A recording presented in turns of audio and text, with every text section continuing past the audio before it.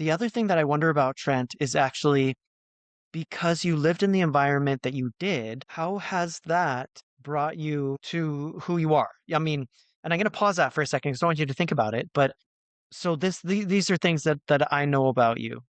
So I know all of those things I said before, but I also know that you went to school and as an incomplete quadriplegic completed an undergraduate degree. I know that you left home and you lived on your own.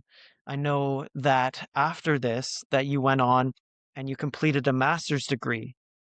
And I know that you started a private practice.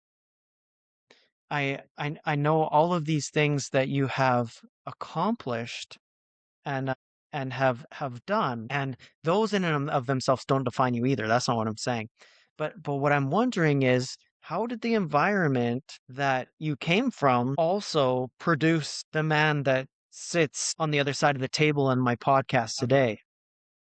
Yeah, that's a yeah. Like I've definitely experienced adversity, and I think I I wanna take that and place that outside of the disability because I don't think it was really my disability that made me a quote unquote fighter. I think that really comes down to a biological function like that literally is, as Freud would say, the fire for life, aided by medical technology, of course.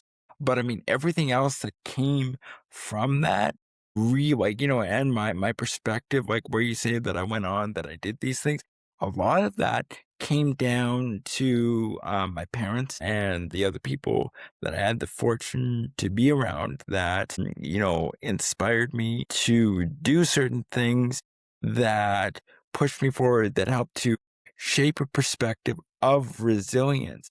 My birth, while bringing me into this world, and giving me the possibility to interact with people in a unique way, like that's just the platform.